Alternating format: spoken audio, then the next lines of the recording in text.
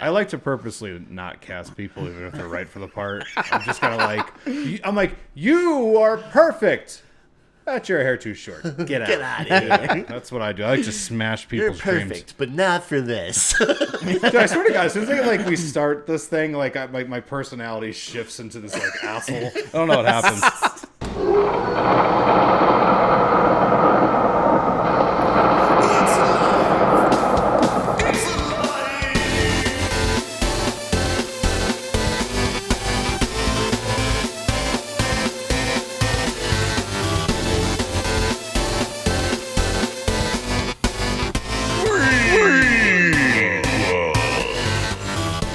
Hello, you beautiful freaks, and welcome to a brand new episode of FREAKQUELS. I'm your host, EJ Leeson, and with me today is that cutie patootie, Rory Colorasi. What's up, buddy? I am now wearing that nickname proudly. As you should, man. Yeah. I've had many people come up and say, you don't deserve it. Mm-hmm. And they're right. Right. But I'm still going to own it. Yeah. I like to kid myself. It's better than your former nickname. Well, you can't say that on the air. The sexual deviant Rory Colorasi. Degenerate, drunken gambler. That's right, yeah. Yeah, that was the pet name my mom gave me. I like the alliteration in it, you know. Yeah, there's a nice lyrical Right. flow Yeah. to the whole thing. Right. But, yeah, so... Yeah, That's what I go by now. Also with this, a very awesome guest. I'm super pumped to have him on the show. First time ever guest. And this person is incredibly talented. Currently, he has an award-winning show called Behind the Six. Writer, movie critic. Yes. Mr. Jeff Boam. What's up, buddy? Well, thank you for that introduction. I didn't think you could top Cutie Patootie, but thank you for all that, EJ. I love it. Oh, I love you, man. Tell me more. Keep going. No, but I'm so excited to have you on the show, Thank man. you, man. Thank you. Yeah, I've heard the show, and I really dig the format. And, I'm someone who, I've always loved horror movies. Same.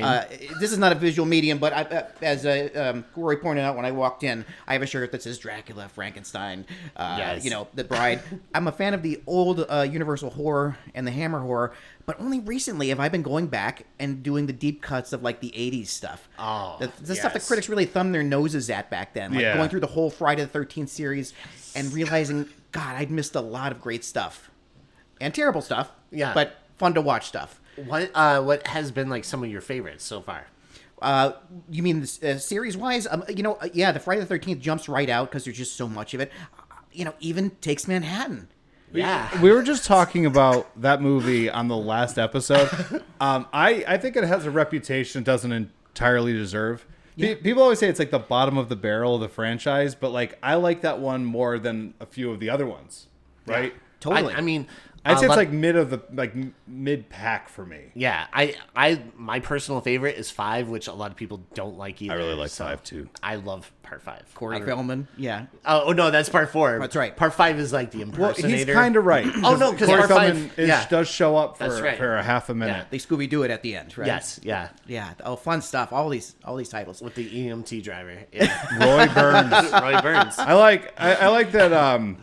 If Vic just took that chocolate bar, if he just would have humored Joey, everybody would have been fine. Yeah. Yeah. That bummed me out when I was a kid when Joey got axed. I know. He was a nice guy. I liked Joey. I Yeah. felt bad for him. But sometimes the comic relief lives, so I wasn't totally sure if he was going. I don't even know if he was comic relief or what they were going for with him.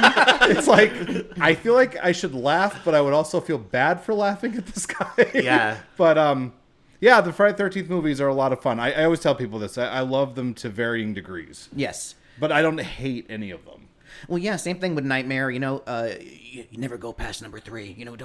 But there's a lot of fun stuff. Yeah, the Hellraisers.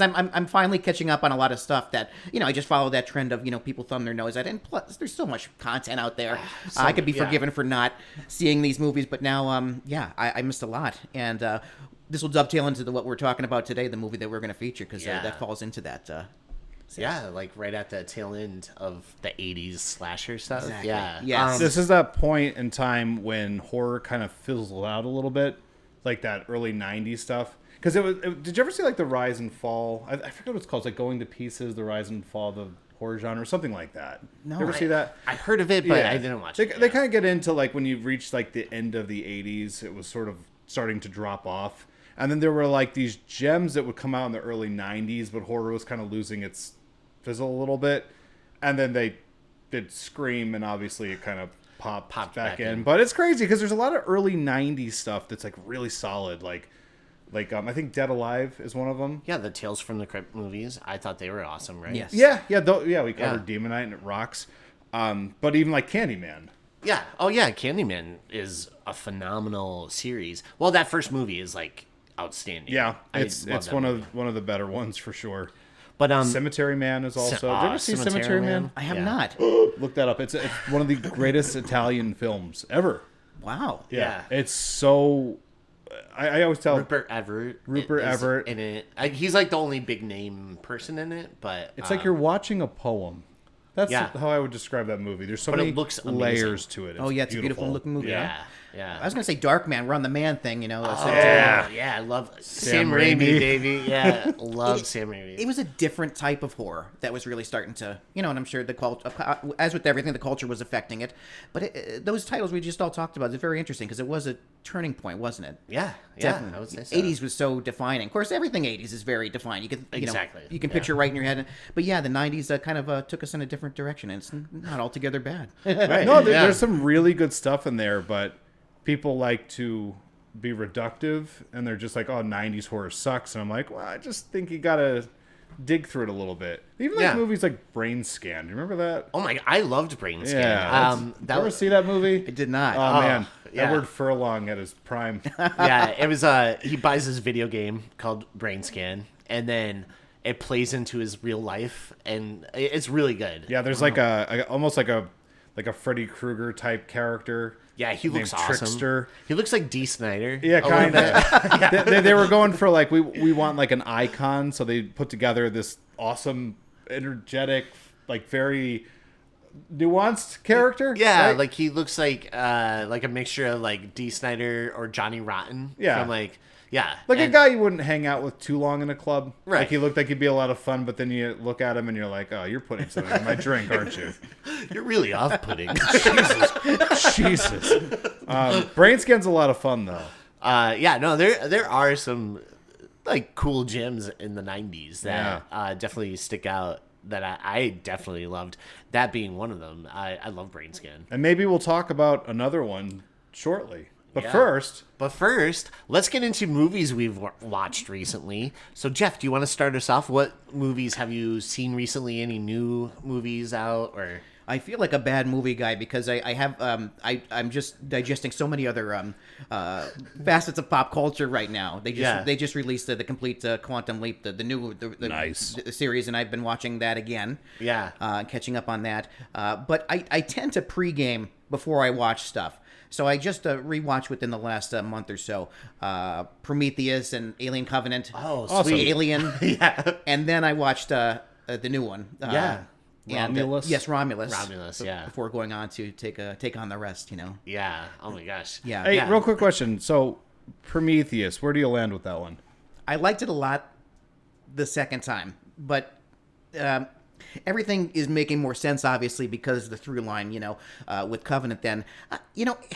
There used to be an expression during World War II, to save on gasoline. Was this trip really necessary? And sometimes I do that with movies, like El Camino. This is a total left drive here, but El Camino, the movie that followed Breaking Bad, Yeah. with Jesse Pinkman. It was enjoyable, but Right. I remember saying, someone asked me if they should see it. I said, was this trip really necessary? Right. And that's how I feel, with Covenant. Yeah. But look at Ridley Scott. I mean, I wish there was more quality over quantity. But Sure. I'm 49 and my back hurts most days. This guy's 83, 84, know. and just, Still killing it. Still crushing Yeah. it. yeah. Yeah. He's like the one thing I'll say with his Prometheus and Alien Covenant, I like the fact that he did go back to the well, but he tried something different, and whether or not it worked, like if he executed it perfectly, I'm still kind of just grateful that he didn't just like remake Alien. I mean, he kind of did. Like a lot of the beats are there, but he added some stuff into it where I'm like, that's so weird. Thank you. Rather than it just being like, oh, okay, like this is what they do now. Yeah. Like if you're watching like a Force Awakens or something where you're like, okay, this is the same movie packaged a little differently. Exactly. But Right. I mean, that felt like he cared about what he was making. Yeah, I loved Michael Fassbender in Prometheus. Maybe the best character, one of the best characters in that whole franchise. I'm Yes. such a fan of his acting In general, yeah, But he rocks. in that movie in particular, he is outstanding. Yeah. I feel like he is like the breakup of that movie. Check a out little bit. Black Bag, man. I know, I have to see it. That I did know. you see that yet? Black Bag, it just came out. Yes, with Soderbergh. Yes, Yeah. Yes, Steven Soderbergh. I'm sorry, I'm checking. I got a name check. Jeff's in tight with I wish there's another guy so prolific. Yeah. And, I know, right? In fact, I just rewatched Out of Sight, which was Oh, one of my okay. favorite gems of the '90s for me. That was George Clooney and Jennifer Lopez. yes, Yeah. and Don Cheadle, and just the late great Dennis Farina. I love him too. Yeah. Phenomenal, beautiful So movie, good. absolutely Yeah. beautiful in 4K. There's a plug for. If you like physical media, you're not going to fit in around here. We hate that stuff. What? We don't like that at all. We're champions of physical media. Yeah. And the theatrical That's experience for those weirdos. But yeah. But yeah, how about you, Rory? Like, what are some new movies you got to watch recently? So I just have to preface this. If you've seen this show, you can't tell me anything because it means the world to me right now. It's like every one of my thoughts are going to this show. I got into Twin Peaks. Did you watch Twin Peaks? I watched it in its original run, Okay. and I didn't come back for the sequel series. Okay. So I'll just talk about this. I got to the finale of 2 and was just absolutely shocked by the fact that this was on like network television because it's so ambitious and like it's just like David Lynch just off the leash, and it's awesome. Like it's like one of the coolest fucking things I've ever seen, and I'm like, well, that's certainly going to be it for me. Like he can't get better than that. So then I watched Fire Walk with Me. Mm-hmm. There's a Criterion for it if you're interested. And I think that's such a funny movie in the sense that when it came out, critics ripped it apart. Audiences hated it because they wanted the follow-up to that fucking cliffhanger that was season 2. And instead he gave you a prequel, and people were so confused by it. And it makes complete sense to me because I feel like David Lynch really loves that character, like Laura Palmer. Yeah. And they're like, well, we already know about her. And I'm like, no, you don't. Like, you know everyone's interpretation of her, right? So, like, it's like you have, like, Bobby's interpretation. You have, like, all of her friends, Donna. But, like, there's a line in the movie where she's like, nobody really understands me. It's, like, something like that. Yeah. Not even Donna, but that's kind of how it is with people. Like, you only get fragments of them. So you get to see her in like the last like week of her life. And I was so like gutted by that performance and just like that film in general. Like the way like after it ended, I like was just kind of like walking around my apartment. Do you know what I mean? Like I don't get that a lot anymore. You're like that Mark Ruffalo meme where you're just like walking around just like lonely. Yeah, I felt very lonely. And it's funny too because like Tarantino of all people, like hated the movie, and he had some kind of clip of it was some kind of quote where he was like, David Lynch's head is so far up his ass, and he's like, I love David Lynch, but he's like, I'm not coming back until he gets his head out of his ass, or something like that. And he is 100% incorrect with that assessment. It's so interesting, but I didn't think that the show. We were talking about legacy sequels before. So you bring back the show for a season 3. Weirdly enough, at the end of the second season, Laura Palmer says to Cooper, she's like, you'll see me again in 25 years. 25 years later is when they made the show. Oh, wow. Which is wild. That's wild. That's wild. Yeah, it was just kind of like, oh, all right. And this show, like where I'm at right now with the show, I'm just like, how did he do this? Because he kind of like did all the thing, like everything that he does with the show and doesn't do with the show is like a lesson for all these people trying to make legacy sequels. Right. It's like, this is how you do it. Don't do it the way you're doing it. You're like destroying these franchises. Yeah. And like David Lynch is just like, he just does not care if you like this or not. Like, he just makes this very authentic thing, and it's wonderful. I will say this, because I know you haven't seen the season yet. Yeah. So in a past episode, I mentioned that episode that Matt Rinaldi said was like one of his all-time favorites. Yes. So I finally got to that episode, and I was like not ready for it.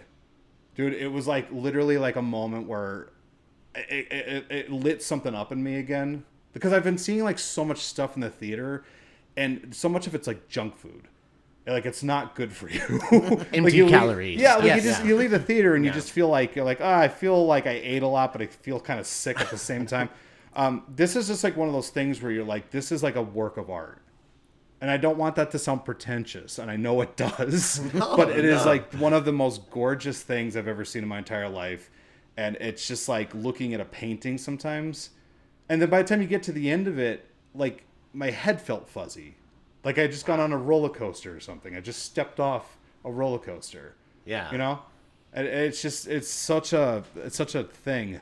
And I'm not finished with the season yet, and I'm like counting down how many more episodes I have, and I'm like, I only have like 8 episodes left. And I don't want to finish them, but I need to finish them. Seems like you're having a hard time watching it. Yeah. I don't like it. Yeah, I feel don't like the you show don't- at all. I feel like you're not a fan. It kind of sucks. yeah. But I will say this: I did buy the original poster for Firewalk. Shut up. Yeah, I found it on eBay. Somebody was selling it. I'm like, Oh, that's awesome. I need something. See, I always go to movieposters.com to get a lot of my posters Yeah. because I feel like, eBay's tricky because someone could say something is like Yeah. an original poster or not. There's a way that I don't Yeah. know what it is. Like, my eyes at this point can detect them. Exactly, Like, sometimes yeah. they're like the original Halloween poster, and I'm like, yeah, okay, right. so the rating box is blue on the original poster. Yeah. That's a true story. Most of them, if you look, like where it says like rated R, Yeah. like the restricted thing.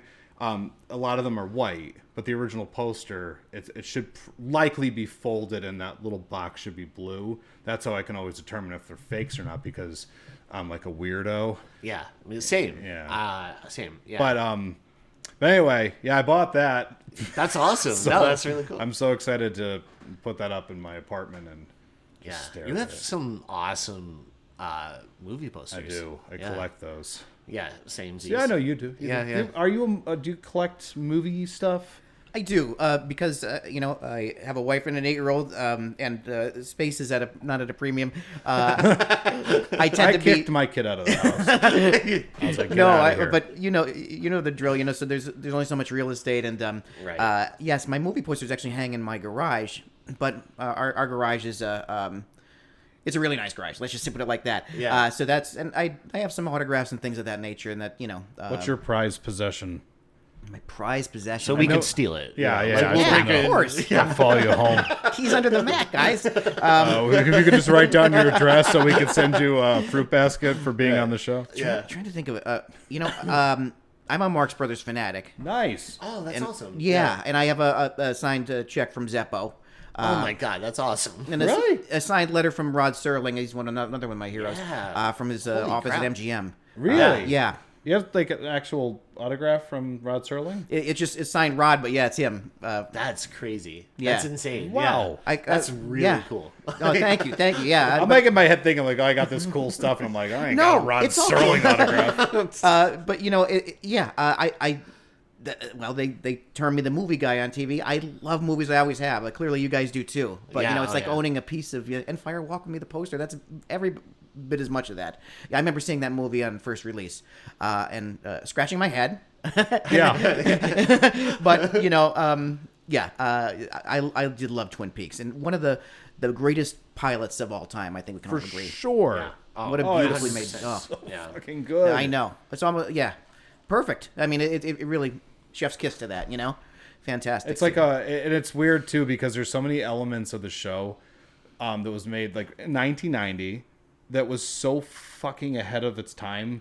Like, I see people trying to like every so often someone's like, it's the new Twin Peaks, and it's Yeah. and it's not. And it's not. Except for Riverdale. Except Riverdale, yeah. I mean, they tried. And I didn't hate on that show the same way thank a lot you. of people do. I know. Yeah. Whenever I watch it, it makes me think of you, so I love it. Yeah, I'm a big Archie comics fan. Yeah. and I love the show Riverdale. And so, yeah. Jeff, if you want to beat him up, You could judge me I'll hold after. him down. We all have that one thing that maybe not everybody connects with. Yeah, you know? exactly.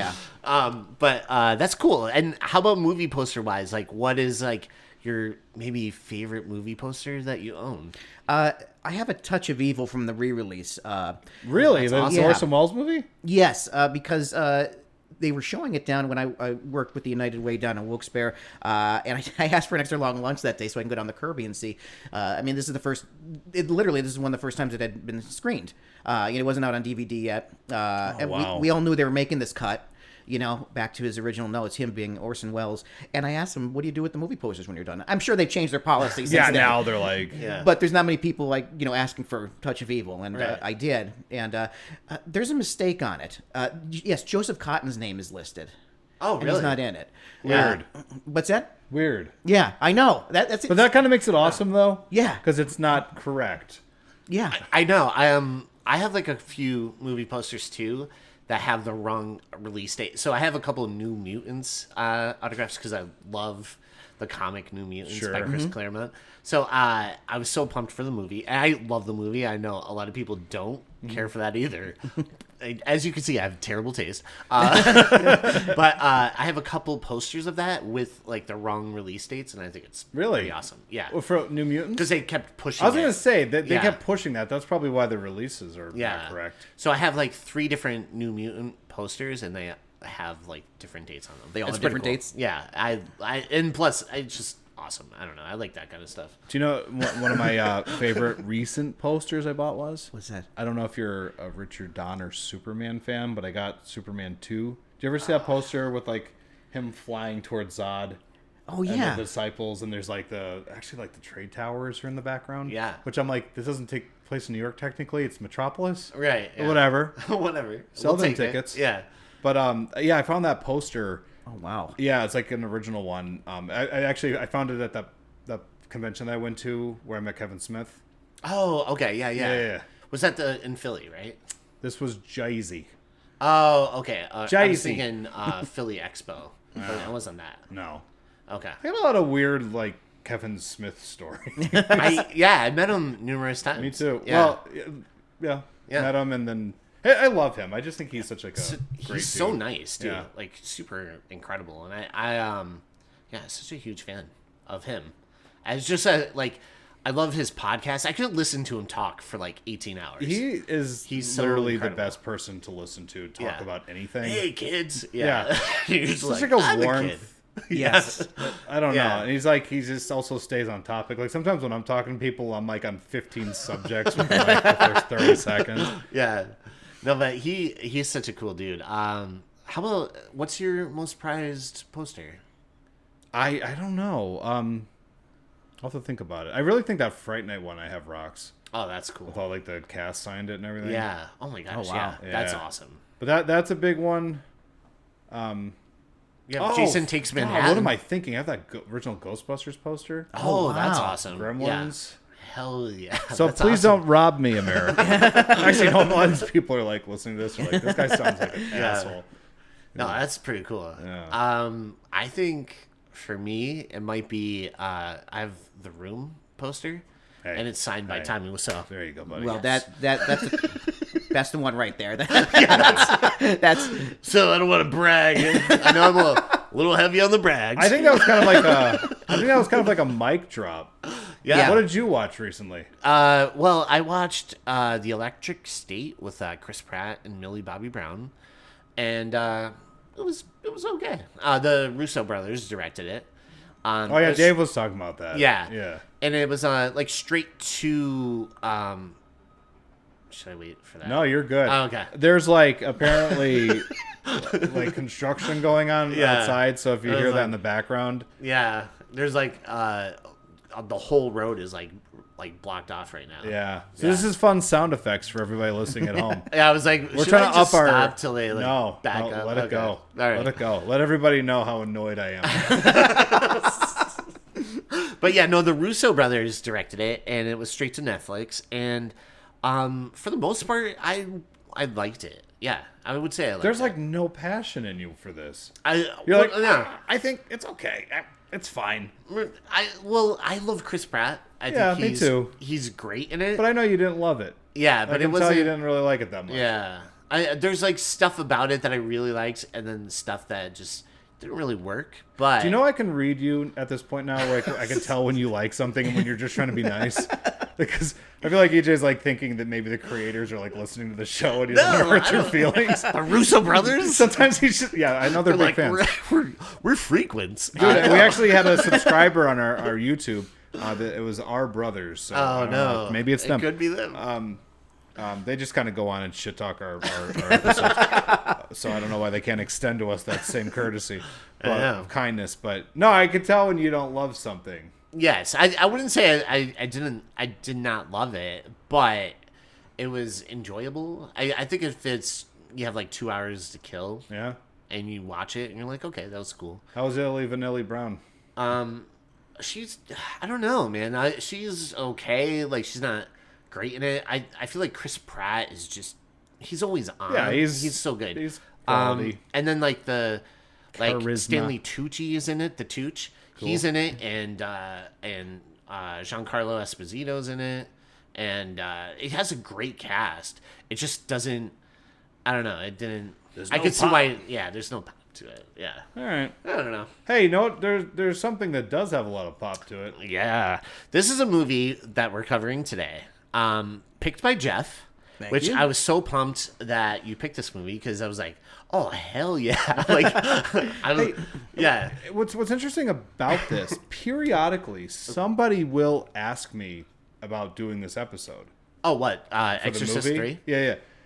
It's so funny to me that like when I first saw this movie, I was way too young to see this movie because there's certain parts in it that freaked me the fuck out when I was a kid. Primarily that confessional booth scene. Really? Yeah, man. When I was a little kid, I just like But anyway, I remember when that movie came out, and it just was like this thing where it's like the original Exorcist is good, everything else sucks. Yeah. And it's maintained that for the longest time, but recently, within like the last like 15 years or so, it seems like there's been this turn for this movie where people are like, oh no, wait, no, this was great. Like this is like The Exorcist obviously is what it is. It's like one of the greatest horror films of all time, but like this is like such an awesome film, and there's like this weird fan base building for it finally. Yeah. I used to just get shit when I would talk about it to people. Like, we saw that movie sucks. No, it's kind of cool because there are movies that have like a turnaround now. Yeah. That people are getting on board with. Like Fire Walk with Me. Yeah, I think that Halloween 3, a lot of people Halloween 3. People were like, no. Good pull. Yeah, totally. I just think rewatched those too. Yeah, you're absolutely right. It's Halloween so 3 good. rocks. And like it's not Michael Myers, but you know what? It's cool in what it is, and it does it very well. Yeah, It could have been a whole other thing, you know? You get like 12, 13 of these movies. At least that third one's something different. Yeah. Because like someone asked me that the one time when Halloween Ends was coming out, and they're like, "Oh, you excited for Halloween Ends?" I'm like, "I don't know. Do you think he's gonna stab somebody?" Like, am I excited for this story that's gonna unfold? No, not really. However, I know Halloween Ends gets a lot of crap, But we but like I that think one. that is going to have a turnaround in like 10, 15 I think years. so too. Yeah. I don't think that people are gonna remember the other two as favorably as they might think. Right. Because like I know like the third one's considered the worst one, and people are like, well, I love the first one, the 2018 movie, and Halloween Kills, and I'm like, I think with more time, people are gonna realize how horribly flawed and dumb those movies are. But Halloween Ends, again, it goes in and it's like, we're gonna try something different. If they just, I don't know, committed to it a little bit, stuck with it. yeah, like 'cause yeah. they totally bail out at the end, and the third act sucks. But like, there's a really great concept in that movie that goes right back to the original film. It's such great symbolism Yeah. going on. I love that, like how you pointed out, like the little kid's wearing a werewolf mask, and it's transformation. about transformation and Well, using like him falling and the descent of Corey when he falls over the bridge. Yeah. I felt like there was a lot of like really cool stuff in that movie, and people are just like, not enough Michael Myers. We're not Well, into we're, it. we're experiencing that right now with Nosferatu, where they're like, this movie sucks because of a mustache. Yeah. And you're like, yeah. oh, really? That's a really reductive viewpoint, fuckers. It looks so good. It does. It's a great flick. yeah. But That wasn't a cheap shot at you, by the way. No. I don't know. I don't actually know where you stand with the mustache. I don't know. It looked like Dr. Robotnik, All but right, so I know what you think. No, but like Halloween Ends, I like the fact that the movie is like literally like about what Sam Loomis and that Gravedigger are talking about. We were talking about Charlie Bowles and how like he essentially just was like touched by evil, went in, killed his family, and then it's like you have this thing happen with Michael Myers and Judith, and it's like evil just keeps changing shape. It's the shape, right? Yeah. You know, even the beginning of the movie where the pumpkins are just like changing into different pumpkin jack-o'-lanterns, and I'm like, it's all very on point. Mm-hmm. I just, I don't think people wanted it to end that way, but I'm like, I think the producers were like, we got to get Michael back in here, guys. Yeah. I like what you're doing, Corey, but we got to get Michael back in here. Oh, we just watched some of what you shot, and like, I don't know. Maybe this was a bad week for all the producers to go on vacation at the same time, but yeah, I just came back and Michael Myers looks like a hobo. Yeah, what's going on with him? No, but today we're talking about The Exorcist 3, and I am so pumped to cover this movie because, like you said, there's definitely like this cool resurgence for it. Yes. And I remember seeing this as a kid, being like, oh, this is creepy. Like, a lot of the imagery in this movie for its time was like really, really creepy and weird. Yes. And one of the best scenes ever. And I wish I even said this to you when we saw Terrifier 3. I wish they did like a thing where that hallway scene with the nurse. Yeah. And it just has that steady shot the whole time. And you're like, this tension just keeps building. We're going to dissect building. That. Yeah. One of the best scenes I've ever seen, right? Like, when I was a kid, I was like, oh my God. Like, it was so good. Anyways, we'll get to that. But let's get into the movie. We'll get into the breakdown. One little thing I just want to mention about it before we break the plot down. Yeah. I know we get comfortable with our franchises and people more or less want more of the same. So I really like the fact that this movie isn't about a little girl strapped down to a bed. Every goddamn exorcism movie I've ever seen has that scene. Like, it has to be a girl.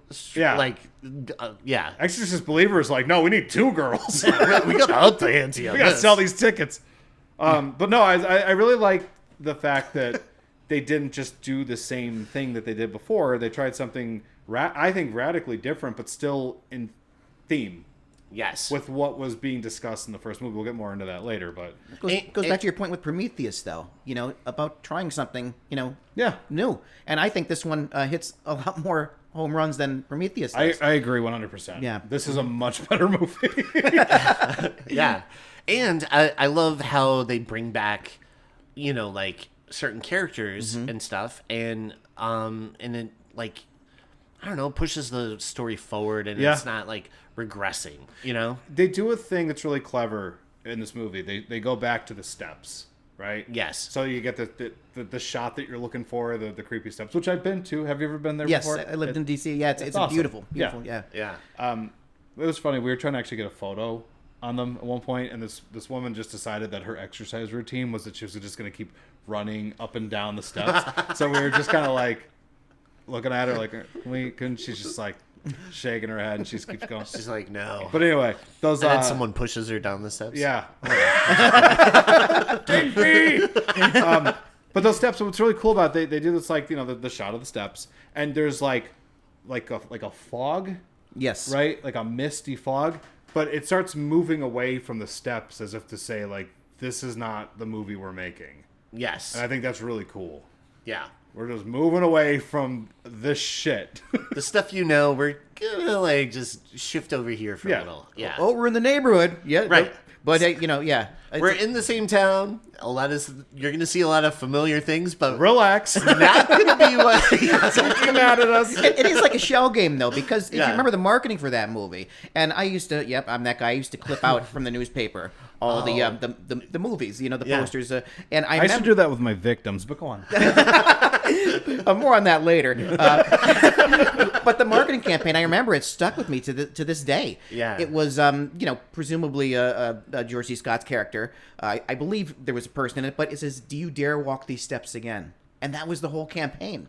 And Yeah. it is an iconic movie location, but just those words, it does sum it up, And of course, the steps were in The Heretic, Exorcist too, but it almost becomes a character in this movie. Sure. Those Yeah. steps, just because of so many things that took place there, Exactly. And yeah. he does struggle with, we'll get into that, walking those steps. Yeah. I know. That's actually another one of the. I think I told you about this, but that's actually another poster that I do own. It's up in my kitchen. It's framed in my kitchen as Exorcist 3. Oh, wow. So I found that at a Monster Main. Yeah. Did you really? Yeah, oh my I gosh. thought I told you about that, didn't I? No, I didn't know. I about thought I was like Exorcist drunk 3. calling you at like 3 in the morning. Like, hey Jay, I'm putting a poster Your up. poster collection, sick. Let me send you a picture of it. Who did I send those photos to? If not EJ. You know what? I just got a Late Night with the Devil poster. Did you ya? see that? Yeah. Wait, did I see the movie? Yeah. Yeah, we talked about it. Oh, okay. Oh, yeah. Did you see Is there Late Night with the vodka in Devil? that thing over there? Let me check Yeah, that. I know. No, that movie rocks. Yeah. That's one of my favorite movies of last year. Yeah, the poster's pretty sick because it's just like the guy standing with his head on fire, and it just looks cool. Anyways, long story short, you have the Exorcist 3 poster. I do. And it's in your kitchen? Yeah, I mean, it's not like over the stove or something. I actually attached it to the stove. It doesn't look great. Yeah. No, it's I have a larger-ish kitchen, but I have Yeah. it up and it's framed as it should be. That's awesome. Because That's I'm so a cool. nerd. You are a nerd. I don't care All right. anymore. So, this film starts in Georgetown, 1990, and we see George C. Scott looking at a very convincing Photoshop of him and Damien. It's pretty good. It's pretty good. And I just like how he's like reminiscing over the photo. He goes, Damien. Just to remind us, Yeah, the like, audience, yeah. like, Remember him? remember this guy? Yeah. Then we get kind of like a weirdish title sequence that, like, the first time you watch this movie, it's probably a little confusing because it seems like a dream and like the editing and cutting is like Sure. a little weird.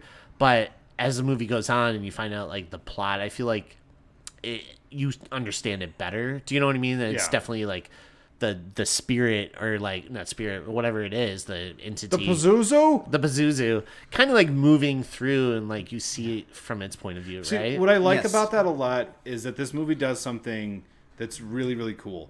It feels evil. Yeah, Like, you feel like that right out of the gate. There's just like a presence that's watching the movie. It's a with very you. uneasy feeling you have, and not in a bad way. It's a reaction to the film, which is what we want. There is this tone of uneasiness as I'm watching it still, and I've seen it numerous times. But yeah, to circle back that point of the Photoshop of him and it's so funny because of course he's reprising a character that was in the original movie, Kinderman, the detective, who played by Lee J. Cobb, who passed away 3 years after The Exorcist came out, so they couldn't get him. Well, it's The Exorcist, so I'm sure they can get anybody. I'm sure Weekend at Bernie's them. But if you remember in the original Exorcist, he invites him to the movies, and Karras is like, no, hard pass. You know, so now that it's more of a spiritual sequel in that realm that Right. That they have this closeness now. Piss off. Oh, Karras, Oh, I really that miss one her. time I asked you in the movies and you ghosted me. You know, fucking ghosted me, man. but if you're gonna get somebody who's not Lee J. Cobb, George C. Scott is a grade A material. I think he plays his character perfectly. I mean, I'll kind of like elaborate. I on like it. his like 0 to 100 sometimes. Like he'll be like, "Oh yeah, how's it going right now?" You're like, "Whoa." Yeah, but the thing is, you know what he really captures really well, because I guess it's okay to bring this up now. We're starting the whole thing. Yeah. He's got like a viewpoint on the world right now where he's very like jaded by it. Like, he's seen so much like ugliness and like the worst that humanity is capable of, and you just see it in his face. Oh, It's like he's just like definitely. worn out from all the horrible shit that he knows the world is capable of. And like, I don't know, I think if they got the original actor, I remember that guy having a little bit of there's like a kindness and like a joy to that character. But George C. Scott just looks like how I feel after work. I'm like, oh god damn it, why do I have to be here? Yeah. Yeah. And, I think between this and The Changeling, I can't decide which George C. Scott horror performance that I love the most. Because at one point in this movie, the character cries, but it really looked like George C. Scott was crying. Oh, it's so good. I know exactly what you're talking about. We'll get to that. That is like like in movies, sometimes when people cry, they just immediately are like bawling, and it's like performative. Yeah. That's like a guy from like that era, like expressing tears the way that a guy from that era would express tears. It's like you're not allowed to do that. So it's kind of like, it's coming. Nope. There it is. So authentic. Yeah. It breaks my heart every time I watch that. Yeah. And I don't even have a heart, so I don't know what happened there. Yeah. No, but I think like the use of like the cuts and that POV and how it moves feels like a dream, right? But it's also, like you said, like off-putting, and you feel this like, ugh, right? Like an uneasy feeling. It's evil infecting that area. And it just like seems like it's just spreading. Yeah. It's like, like crop dusting across. Absolutely. Right? It totally is so atmospheric. And the locations lend something to it because they're all definitely. lived in. They're offices of the churches of Georgetown, etc. But everything about the movie is like lived in. It just feels very authentic. And who knew that William Peter Blatty was such a capable filmmaker?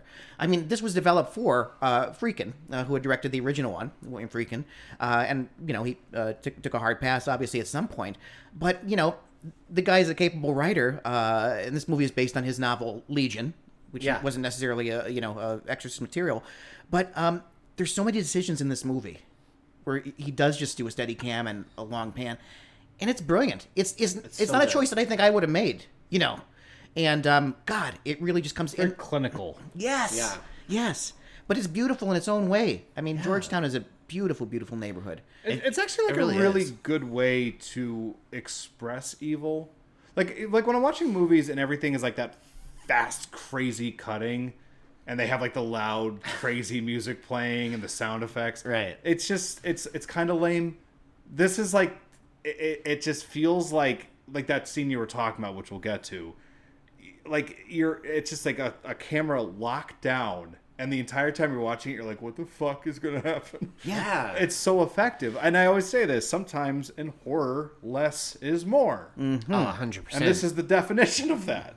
Yeah, that scene, it's like someone has a rubber band and they just keep pulling it and pulling it and pulling it. And so it's just building all this tension that eventually you're like waiting for a snap. And that's that scene perfect. Yeah. Like they did it perfect. They give you a middle finger a couple of times too, because you think it's gonna snap, and then they're like they retract it a little bit, like it's over. Oh, here we go. Yeah. I don't know if that was intentional. I'm going to give the guy, the late great William Peter Blatty, credit for that, but it does. And you know what? The movie is not in a hurry to get anywhere. No. You keep thinking I it's gonna pick up and be this fast pace, and that's the tension part of it. It really it doesn't waste a second of time. It does. It's also very obvious that a writer directed it. Even like the dialogue is very like novelish. Yeah. Do you know it what really I mean? is. It's not like how normal people really but talk to each it's other. Delightful. But it's great. We'll get to the scene in a minute, like when it's the best example of it, but let's move on. So, so then we get some cuts between Detective Kinderman finding a dead body of a little kid by the docks and stuff, and a cut to mass of like Father Dyer, kind of like I don't know what kind of mass it was, but he was running a mass with the altar boy and stuff, and it's a really cool look at both worlds a little, like the detective dealing with evil and the priest is dealing with good. They're two different ways of viewing the world. Yeah. And so then we see after mass that Father Dyer is chatting with the altar boy Feldman, who I love his voice, by the way. He's like, "Hey, yo, you hear about Damien? Like, he died." Hey, yo, buddy. I'm like, yeah, man. I like that guy. And he's like, yeah. And I love how Father Dyer is just like, yeah, thanks for bringing up my like dead friend. Like he's like, yeah, remember when he died like 8 years ago or whatever? He's like, yeah. Just get out of here, But yeah, so then Dyer has lunch, and he is talking about how he has plans to meet up with Kinderman, and they're going to have like an outing at the movies and see It's a Wonderful Life. And meanwhile, we see Kinderman chatting with his fellow cops about like a little bit of Shakespeare. He's like, yeah, remember this play? And he's like going off about the Scottish play and stuff. And then at one point he's like, in the Gemini Killer, I see this like spider web. There's a spider who wants to join the podcast. Yeah. It's like, what is that? He's like, I got thoughts. I want to talk about the spider walk scene in the first movie. Yeah. Oh, yeah. Which we get like a great thing later. So then Kinderman is at home, and we get to see, his family dynamic, and his mother-in-law is there. And she is an interesting lady. She's very anti-Semitic. Yes. Which, by the way, I know it sounds kind of like why is that there? Yes. But it all feeds into Kinderman's way of viewing the world, where it's like all the shitty elements of human beings is just like bubbling to the surface. Like, right. you see, it's like right in his home. Yeah.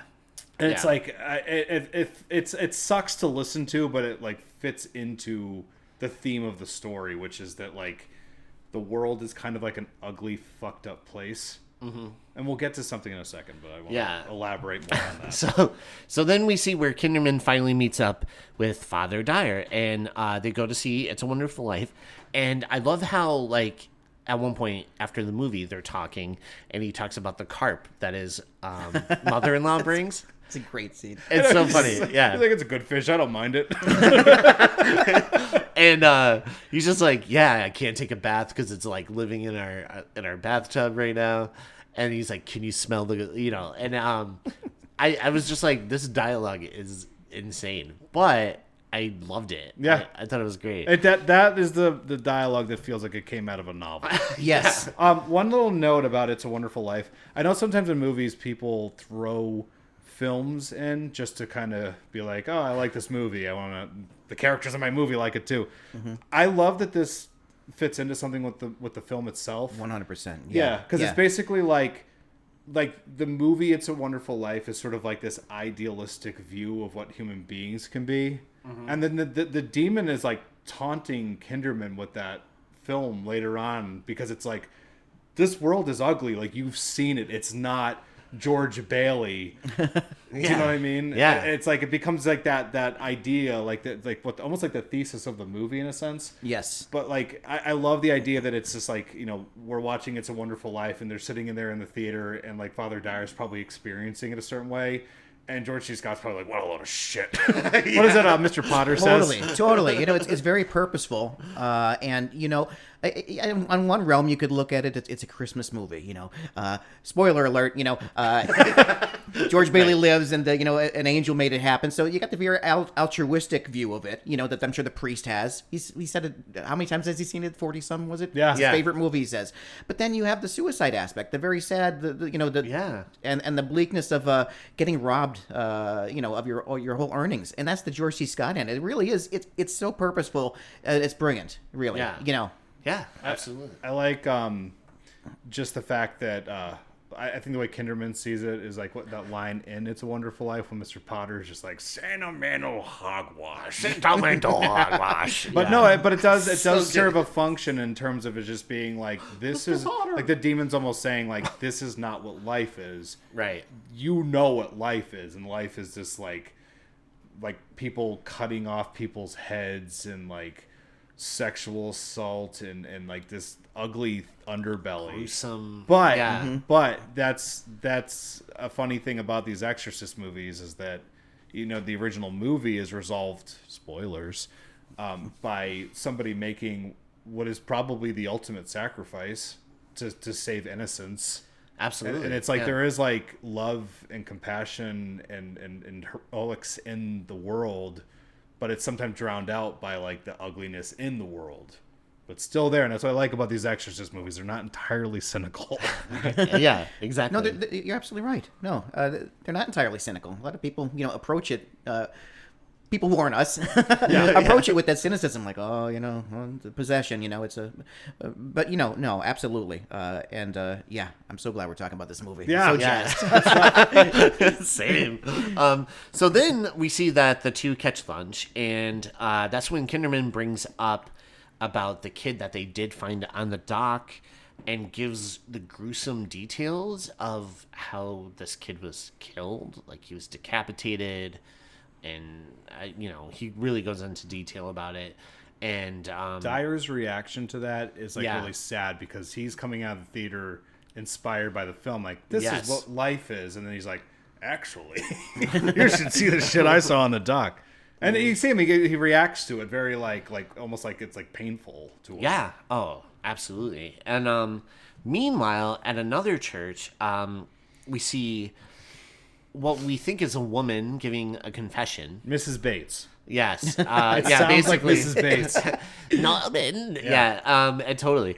Admitting to, the different murders that they committed. And at one point, we see the priest is like horrified by what he's hearing, and he goes in for a closer look, and then we just have this cut. You hear like a woman screaming. Yes, and then we have the cut to like patrons and like the police showing up there and stuff. And so Detective Kinderman shows up. Wait, the one thing that's like awfully disturbing about that to me, is what they don't show you. Yes, like that. It's just like a voice. It's like this evil sounding voice coming out of the darkness. Any other movie made today would like show you some like creepy woman on the other side, and she's got like the fucking Darth Maul eyes. Yeah, or some kind of like silhouette and like flies around. Yeah, like just like something stupid. But like this movie does a thing that you don't even realize it until you think about it. But it never shows you like the murders, and it doesn't always show you the creepy stuff, which is like what sometimes sells tickets. Exactly, you know? But like it all puts it into your head, and whatever it was that he saw when I saw this when I was 9, like the expression on his face, I'm like, that must be the scariest fucking thing in the world that he saw. I'm going to bed. Well, I think we always say this on the show too, is like the stuff that you can't see, like your imagination is way scarier than anything you would actually see, right? So whatever you imagine is like your worst fear. And then you kind of project that. And that's what I love about film. And especially this scene, right? It's like whatever was in there, you projected your worst fear. Yeah. And whoever watches it projects their worst fear just by hearing that voice, We're all just putting our own shit into movies. Yeah. So sometimes seeing isn't better. So Detective Kinderman shows up to investigate, and he's checking out the body, and he notices, the one finger is missing. And the weird thing for me was he wasn't wearing gloves as he was touching like the bloody parts of his body. Sure. And I was like, put some gloves on, man. Like, this is gross. Like, is this your first crime scene? Like, what's going on here? But no, and then we see where Sergeant Atkins informs Kinderman about the autopsy report for the kid that they found. And it's very like Dahmer-like, because they like whoever killed this kid was using a thing to keep them alive even longer and turn them into like a zombie. And I was just like, oh. And I don't know if it's true, but I did hear somewhere that like Jeffrey Dahmer would watch this movie a lot, It was right? one of his favorites, apparently. Yeah, which is insane, right? Which it's good horror if the serial killers are really into it and feel that they're getting it right. Right. Which is why so many people missed the mark back then by just, Yeah. I think it's on Dahmer's Picks. Yeah. It's a good list of movies. Yeah. So then Kinderman goes to visit Father Dyer, because he is now in the hospital. And which I two things jumped out at me, and I have a question for any of you guys that might be able to answer this. Yeah. Why do nuns wear those stupid hats? The thing that looks like it's like an airplane on her head. Oh yeah. What is that? It's a habit. But why does it look like that? Who designed that? That's a very good question. Well, they had a show called The Flying Nun because she'd take flight from. Yeah. But if you're trying to walk through a door? Whenever I watch this movie, I walk sideways. It's 1990, and I'm like, were they still doing that by this time? Apparently, they were. Yeah, that's what I was like. Are they? I don't know. Or is it a throwback? Maybe. Yeah. that nun's just kind of like, I really want to take my vows, but I don't want to wear the stupid hat. Also, just have to throw this in there because it's Freakquels. 2 adorable Scottish Terriers go walking by in that hospital. Oh, yeah, I know. They're visiting somebody. Yeah. But we see where, the detective is talking to him. He's like, seems pretty serious because he's like coughing. He's like, no, I'm okay. I'll be fine. Right? Then we see where Detective Kinderman gets the details on the priest that was killed in the confessional and finds out that the fingerprints that he assumed would match actually don't. So, like, the kid that died in the docks and the priest, he was like, we got a match, right? And they're like, no, it's like 2 totally different people. I like that scene because he looks very like, this is just what it is. Yeah. He feels like he's got it licked. And they're like, no.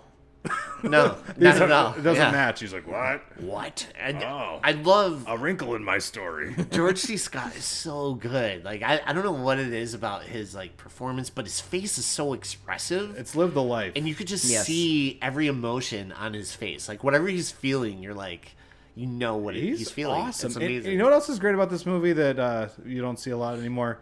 If this was made today, Kinderman would be like a hot man. Yeah. You know what I mean? He'd Like be like, Jake Gyllenhaal? yeah. 100%. 100%. Yeah. Well, I like that they just got like your grandpa to play this character, and it just makes me feel like this is like a real film. He has like an Archie Bunker kind of thing going on. Yeah. He certainly does. But yeah, so then we see Kinderman, he's at home and he's having a dream of Grand Central Heaven. And we see Everyone gets dropped off. yeah, everyone's like now departing and they're jumping on. No, but angels in dead people that he kind of recognizes. Especially he sees like the little kid run up to him. And He's like, yeah, sorry you got murdered. yeah, That's okay. yeah. And you see like angels in the mix on like Fabio. And then Fabio. Yeah, Fabio. I was going to say, when are we going to talk about Fabio? Fabio's there. The Fabio in the room. yeah. I was like, wait a second, I don't remember this. I'm like, oh yeah, that's right, he is in this. Yeah. I totally caught me off guard. this Sam time. Jackson's in this too. Samuel is he? Jackson. Yeah, he's in the waiting room too. Is he? Yeah. Where? He's like one of the people that's just like sitting in that area. Shut up. Watch it again, yeah. Yeah, I have to Oh, wow, look again. definitely. Yeah. But they ADR his voice, which is weird. Really? Yeah. Yeah. Because he wasn't like Samuel L. Jackson at this point. Right. You know? Even in like Jurassic Park, he plays kind of like a, oh yeah, that's Sam Jackson character. Right. He's like, hold on to your butts. Yeah. Like nowadays, Sam Jackson would like, motherfucker. He'd be punching those raptors in the face. What you say to me, motherfucker? But yeah, he sees like a bunch of different people that are dead or either angels, and then he sees his friend, Father Dyer, and I don't know, it's a weird scene because Father Dyer's like, hey, what does he say exactly? I forget the line. You were supposed to pay me back for that movie ticket. Yeah, and he doesn't. Wasn't that the line? Yeah. I think so. That's what's No, weird. I'm just kidding. No, I'm just kidding. No, but he says something that's kind of haunting, right? And we see George C. Scott, he like wakes up from this nightmare and gets a call. And we already assume the worst because he's like, you got to be kidding me, right? And it turns out that he goes to the hospital and Father Dyer is actually dead, decapitated. And the thing Clearly about by the ice truck killer from Dexter. Exactly, yeah, because they found all these containers of blood next to his bed, neatly stacked, like piled up, right? And then they notice written on the wall in blood, "It's a Wonderful Life." Again, like mocking him. Yeah. Mocking him, yeah. And the weird thing is like in the dreams, the little kid and like some other people that he saw, obviously like victims of the Gemini killer, all have their heads sewn back on, and they have like almost like a Frankenstein's monster thing going on where it's like stapled on. And so he saw Father Dyer before in the dream with his like head looking like that, But anyways, Kinderman questions the nurse that found him in the morning. And she's an interesting actress. I thought she was kind of funny in her delivery sometimes. Sure. Because she was like, especially later at like the last scene of her, she's like, "Get out of here! I hate your guts."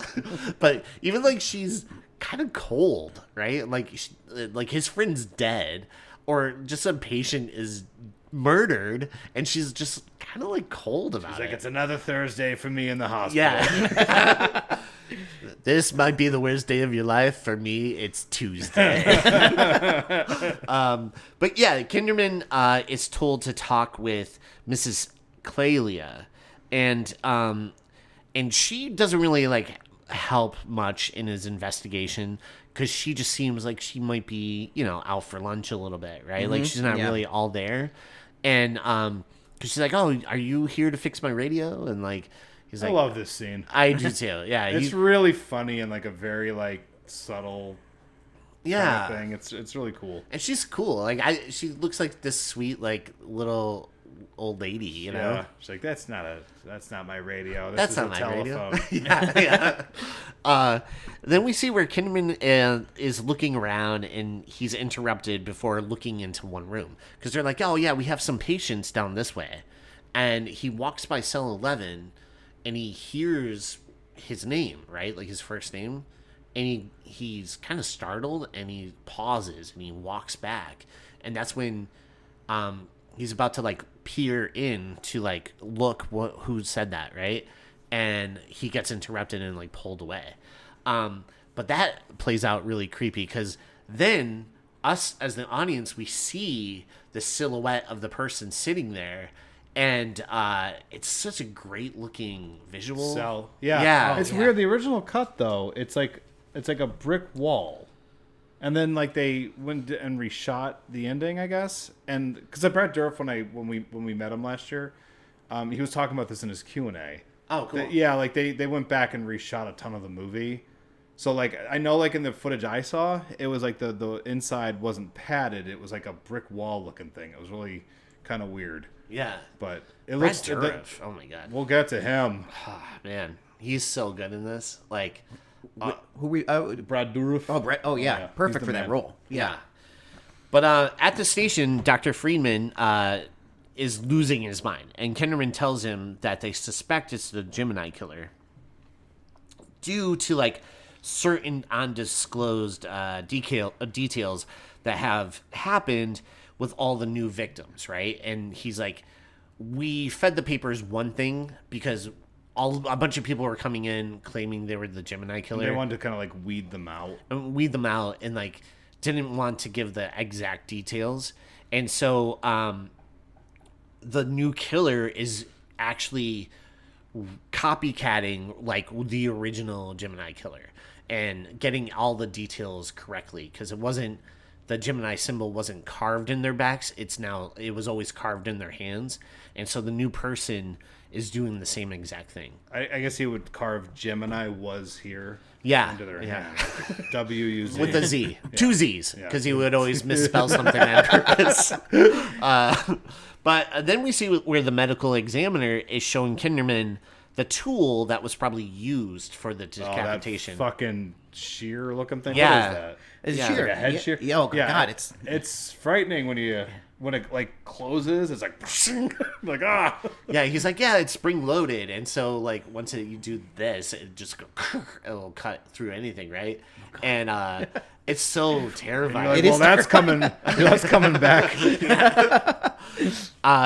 So then we see where Kinderman chats with the one priest about all the latest events, and then he hears some whispers coming from the hallway and lights flickering on and off.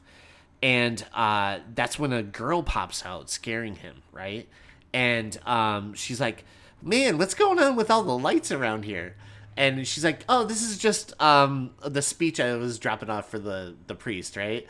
And I was like, why? That character just makes me laugh every single time, because she's like, man, these lights are crazy. But it's like such a spooky scene, because like he kind of hears whispers coming out, and then he's just like walks out of the room, and you think it's a dream maybe, right? And he's like looking around this monastery, and all of a sudden this girl just like pops out, and she's like, these lights are crazy. I don't know, it just always makes me laugh. And he's like, oh, by the way, here's a speech. So the next day, Father Morning is an interesting character. He is this other priest, and he's kind of like nursing a bird back to health. Yeah. And he has it in the shoebox. Did you hear about the weird set tension? No. Yeah. So I guess like that bird and Fabio didn't Did get not along get very well. Did you hear about that? Yeah. Because he hit his face on a roller coaster, Yeah. right? Yeah, I heard about that. They don't know if it was that bird or not, but there's a lot of suspicions. Yeah, I heard about it, Yeah. and that was only like maybe 10 years ago, right? Because I guess like Fabio was like demanding that a lot of the bird scenes be written out of the movie, and the bird was like, "You motherfucker, it's supposed to be my breakout." So, yeah, I feel like the bird has more scenes than Fabio though, because does. Fabio got like one shot. This bird got like 2 or 3. Yeah, well, that's because yeah. they actually showed a screening, and everybody was like, "Boo, Fabio!" And they're like, "Well, look at that bird." Shit. Look at that bird. He's like, "Excuse me, I worked with Hitchcock." Well, it came down to the bird and Fabio for the I can't believe it's not butter commercial, So I think there's a lot of a lot of tension. A lot of attention. A lot of tension. So we meet Father Morning, who's kind of nursing this bird like back to health, and it's in a shoebox, and then all of a sudden it stops chirping, and he walks over, and the bird has like dropped dead in the shoebox, and then he starts to look around, and you just see like the sky just turning dark, and I don't know why, but visually Father Morning is so cool looking, but he has like a cold look to him as well. It's like a priest action hero. Yeah, yeah. He's got like a real like, I'm gonna kick the shit out of Satan. Yeah. Today's the day. He's like that motherfucker. He's Rutger had it Hauer. coming for a while. He's like, I was on the belt of Orion. No, I'm just kidding. But yeah, no, he so he sees like, the sky, and then the crucifix like falls off the wall. And to me, I always think of the scene from Orgasmo when he's praying like, can I have a sign? And the little earthquake happens and the crucifix falls over. And he signed it all. And he signed it all. But at the hospital, Detective Kinderman is asking Mrs. Clelia? I don't know if I'm saying it right. Clelia? Sure. About Father Dyer's room. But, of course, again, this whole investigation and interrogation of Mrs. Clelia doesn't lead anywhere because she's, again, like, she doesn't really know what's going on. She's asking about her radio.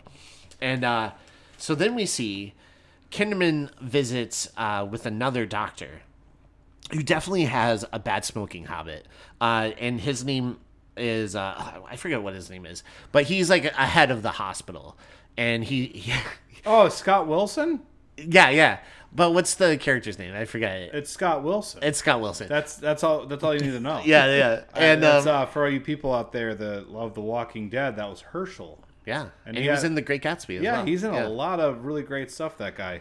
But he informs Kinderman about one patient in cell 11 that they found who was catatonic, and they thought he was dead, but it turns out he just was just catatonic. And a few weeks ago, woke up and he was kind of like crazy too, like he was like real angry and like, yeah. So a few weeks ago, he woke up and is stating that he's the Gemini killer, and Kinderman is like, "Get me the file on him. Get me the file. The file." Hey, real quick. I don't know if we just blew past this. Yeah. Is Father Morning? Did he have the cross that was like crying tears of blood for a moment? I think so. Yeah. Yeah, there was like a scene like that. Yeah. So apparently the I know this is Catholic Church thought the crying bloody crucifixes were going to take off. It did not. Oh yeah. They thought that was going to be like the next Tickle Me Elmo. You're right. Like, we're going to get everybody back into the pews with this cool bloody tears. The movie merchandise tie-in, and they tried a McDonald's thing for the Happy Meals. Imagine if they had ketchup comes out. they had those glasses. You remember how like for the Flintstones and Batman? Yeah, Batman Forever. Yeah, and they had those really cool like detailed glasses. They did the same thing for Exorcist. It's like a little kid's toy. You like push the head down and like blood comes out. But it's like ketchup for your fries. Oh no. But anyways, so Kinderman tells Sergeant I don't Atkins. feel good about that. No, I don't feel good at all. He has to check out if they could find any DNA on Damien Karras, right? He's like, find whatever you can. And he suspects that the patient in cell 11 may or may not be Damien Karras. So Kinderman goes to cell 11 finally. And he sees that it's Jason Miller, or Father Karras, and he is actually claiming to be the Gemini killer now. And I love this whole like interaction, this speech, and it actually turns into Brad Dourif at one point. Yeah, it's cool that whenever like the Gemini killer is actually like speaking, Yeah, it's like Brad Dourif takes the wheel yeah, and gives like Brad Dourif is already just an incredible actor. Like Yeah. I would say one of the best actors that I can think of. Mm-hmm. This is my favorite performance of his. It Yeah. is fucking mesmerizing. I feel like it would have been funny if he was just Billy Bibbit, like from One Flew Over the Cuckoo's Nest. He's like, "Oh, sorry, wrong guy. BRB." They just actually relocated me. Yeah. Nurse Ratchet. Yeah, she was really on my ass. Yeah. No, but the transition to Brad Dourif from Jason Miller is like flawless. Like how they have him like kind of like sit back and like. And then he pops forward as like Brad Dourif. Like that cut is like so good. There's the one Q&A that I went to that Brad Dourif was at. Yeah. There's probably a video of it on YouTube or something. But I was like talking to him about what freaks me out about this performance is that like he doesn't feel like he's acting. It feels like something evil crawled inside of him. Yeah. And it's just like reading a script. It is so like frightening. Yeah. Like you just can't take your eyes off him. And there's like this weird effect that they have on his voice. Yeah. But then his real voice like creeps in. And I sounds feel like like Chucky. yeah. And, oh yeah, it definitely you could hear like Chucky He there. says Child's Play at one point. He does, too. I know, which I was like, oh, he's promoting cross promotion. No, but he when you first see him and he's like giving this like intense like details about the murders and who he is, and he's like freaking out, and you just see like the single tear like coming down his cheek, and it's such great acting. Yeah. It's like one of the best acting performances by Brad Dourif, hands down. Like if the Oscars weren't such dickheads, Yeah. they probably would have nominated him. What I Yeah. really like about his performance too is like, you know, in like real life, sometimes you're trying to tell somebody a story and you kind of like rush through it because you don't want to waste their time. Yeah. Like you feel like they're just kind of like, all right, shut up, I want to talk now. Like Brad Dourif, I love that he's like this like ancient demon. So like when he's talking, he's in no rush to get Right. the words out. It's very like he's very calm. He's very like authoritative, and it's just kind of like, I've got all the time in the world. Yeah. I know what happens after you die. It's just infinity. So I'll just sit here and take my time saying these words to you, and it's so fucking scary. It's so scary. And then I love at one point, Kenderman just like slaps him in the face. Oh yeah. He's just like, schwack, right? And then, but he like broke his nose at the same time too. But it just looks like a Will Smith thing that happened. By the way, Will Smith just released a new album and it doesn't slap.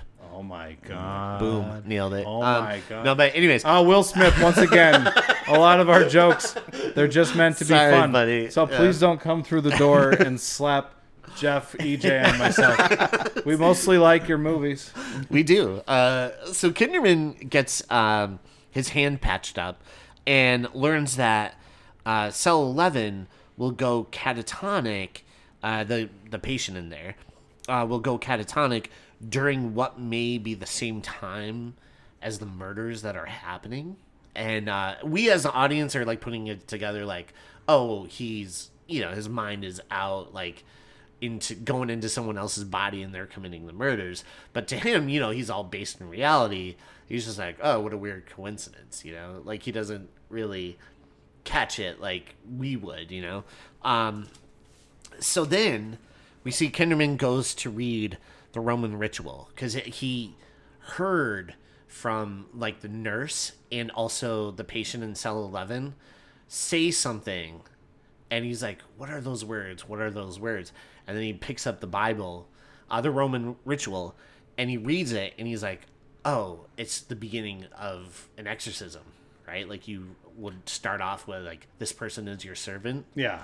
And so he's like, oh, okay. Like he's starting to piece like certain things together with, Damian Karras and what's going on with him, probably. That should have been the name of this movie. What's going on with Damian Karras? What's going on? That should be a TV show. What's eating Damian Grape? Yes. But it has like the theme song to like Welcome Back, Cotter. Welcome back.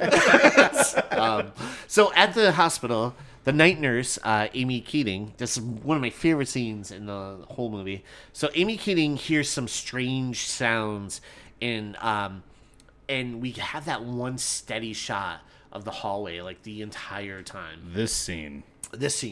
And at one point she just hears like something cracking, right? Like little cracks going on. And so she walks into one room and she's like relieved because she sees a cup there, and it's the ice melting, right? And it's just making these little sizzle kind of sounds. And at one point, a patient jumps up. He's like, what are you doing in my room? What's your name? This goddamn hospital. And I was like, that guy's my favorite. Yeah, he's pretty good. Yeah, he's great. But then we see where she goes out of the room again, and we see this long take, and the anticipation of something eerie is about to happen, and it's so good. And at one point we see, the cop, like the two guards are there, and you're kind of like feeling at ease and safe. And at one point you think they're switching out, but then both of them leave, and she's by herself, and she checks the one room but doesn't see anything, and she turns around and is walking away, and we just see this hooded thing just pop out of the room and with the shears, and it's like a snap zoom too. Yeah, it's like really cool. So good. Yeah. So what I like about that whole sequence is that, again, it's like it starts off and it's just like that real wide, and it's like got that like deep focus going on. Mm-hmm. So like I do love the fact that she hears something, as you said, it's like the ice. Yeah. So you're waiting for something to happen. She walks in, and then they fuck you because you get the moment where the guy jumps out and he's just like, ah, and so you've seen enough slasher movies, seen enough horror movies. You're like, okay, so that's it, right? They just kind of tricked you. So then she goes out, and again, like what you're saying, like with the cops are always like a symbol of like safety. So you're like, okay, she's good, but you're still in that framing, so something's about to happen. It's just like a matter of when. And then like you just slowly see that cop get up to leave, and you're just like, oh that moment that they like walk out, you're like, okay, so the safety's gone. It's gonna happen any second, and then boom, it just happens, and it's just like they say, I don't know if it's true or not. I would have to really think about this, but they say it's like one of the greatest jump scares of all time. Yeah. But it's like handled meticulously. It's like something like David Fincher would do. Yeah, no, the staging and blocking of the scene is legit perfect. And I don't know how many takes it maybe took to do that, but oh my god, it's perfect. And when you watch it and you just see like the blocking, and yeah, like you said, the cops are always like this feeling of safety, right? In film. Even though they never show up in horror films. Right, no. You always hear the sirens at the end. At the very end. But you never see the cops arriving, actually. Yeah, it'd be funny if like they had, in a horror film, they just had some cops in the next yard. They're like, is this over yet? Yeah. I don't want to go over there. I got a chainsaw. We got to wait till the final girl takes him out. Oh, she got him. Let's turn the sirens on. Yeah. Hey, can we help? Oh, it looks like you guys got this taken care of. We're going home. Traumatized, are you? Yeah. Well, on the way home, we'll stop for some Krispy Kreme or something. You guys want me to pick anything up? No? Is that girl catatonic? Yeah. Can I eat her donut? But no, this scene is so well crafted and beautiful, and like I said, the staging, the blocking is so good because you keep getting these moments of comfort, and then they just walk out. You know, they're just like so good. playing you like a violin. Yeah, Yeah. Like it's just such an understanding of that genre too. yeah. It's like, here's all like the things that you like. They know what you think is gonna happen, and then they just go the other way with it. It's a psychological nightmare. It is. It is. And They gaslight you. it's so funny that you mentioned that cliche of the cops not showing up in time because it is kind of an anachronism. Whenever you have a detective, and it's a horror movie, it almost is like SNL where it's a dessert topping and a floor wax. It is a horror movie. It is a psychological thriller, but it also is a detective story. Yeah. And that's how it's, and this is a terrible analogy, but just a couple years ago, they tried to redo it, the Saw series, with Chris Rock. Spiral? Tried to do the same thing. And it most of the times it doesn't work. In this movie, it works brilliantly. Perfectly. Yeah. Again, William Peter Blatty, I know we talked before we began this, that he did have a lot of disagreements with the studio. But what a capable filmmaker. Yeah. And Rory mentioned before we began this that this is a time when the producers were probably right with their instincts on this movie. I know that Blatty didn't even want Jason Miller, and there was a whole scene where they were exhuming his body and so sometimes too much is not good. And every piece of this movie, there's not a bad scene in this movie. It's a legit perfect horror film. You know what it is for me? It's like it's a horror movie for grown-ups. Absolutely. Do you know what I mean? Yeah, definitely. This is not going to play well for like the Friday night 17-year-old crowd because they're probably sitting there bored by it. But like it's a horror film for grown-ups, and it's great. It's a great way to say that.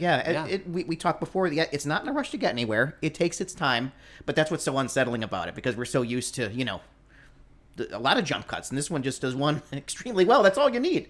The movie is actually very much like the Gemini killer himself. It's in no hurry. It just has you.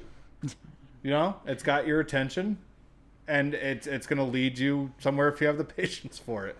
I love horror like this, honestly. I don't always like the fast cutting and things jumping out and like, scary imagery in the corner. Yeah. I love when things just take time and build. Like Mike Flanagan's very good at that. Yes, yeah. I think that's, look at some of the greatest horror films. Like The Shining. Yeah, I was just going to say The Shining. Yeah, The Shining is sort of like... the blueprint of, like, how to make a perfect, great horror movie. But it's slow burning sometimes. You don't have to just, have cannon fodder, like kill after kill after kill. Mm-hmm. I mean, it's fun. It's great, right? But... Doesn't it show, like, a lack of confidence, though, in the director? Yeah, sure I think does. it is. Yeah, definitely. It's like, we got to have a kill every 10 seconds or people are going to check out. And it's like, no, sometimes it's that time you building up your world that makes those scary moments matter. Yes, right? Absolutely. Yeah. No, definitely. I drank a fifth of Jack before I started this thing, so I don't know what I'm talking about. Nice. Just leave me alone. I'll drink a little bit. I have a feeling George C. Scott did before every. I believe in pain. Pain. I believe in infidelity. That's my favorite line in the movie. So Kinderman and the other detectives are at the hospital, and Kinderman gets the gory details of what happened to the nurse and how she was beheaded, but her body was like sewn up, like in all the first off opened up, all the organs taken out, and then replaced with like religious like rosaries and stuff like that, and sewn back up. And he's like, Jesus, like that's Literally. yeah, this is terrifying. And then at one point, as they're discussing what's happening, we hear the cold nurse go like scream, right? She's like, "Detective!" And so they run into the room and they find Dr. Temple dead. Scott Wilson's character, right? And so I like, by the way, before blowing past Scott Wilson, there's a scene in it that was making me laugh when I was watching it the other night. He like writes down what he's gonna say to Kinderman. Yeah. And he wrote himself a script. And he's just kind of like looking into it in his desk and stuff. He's like, I don't know why. That's just like such a funny little like character thing. Yeah. Like I don't think I've ever really seen that in like a horror film before, where they're like, I want to sound like I know what I'm doing. He wrote himself a script. I think that's funny. But anyway, go on. Scott Wilson's dead. Oh, no, but maybe he didn't remember his lines, and it was just like for him. Do you think like that was like behind the scenes that they just used? They used that behind the scenes footage. It's like it works. What do you call it? Sean Bean said when he looks down and he's giving this speech about like marching into Mordor, he said he had to look down because the script changed a little bit, so he had to like read the lines. I wish he was like squinting and stuff. It's like, what does that say? Frodo. What am I thinking? He's like Frogo. Froyo. Is there a Froyo in Middle Earth? But yeah, Kinderman chats with Cell 11 again, and that's when the Gemini Killer says it was a scheme that his master all put together to use the body of Father Karras to host the Gemini Killer. And to punish him, too, because he's like, certain parties were not happy about what he did. Yeah. And it's just like, literally just like this plan to torment this poor man for as long as they can. Life. Yeah. And because they were supposed to get Reagan.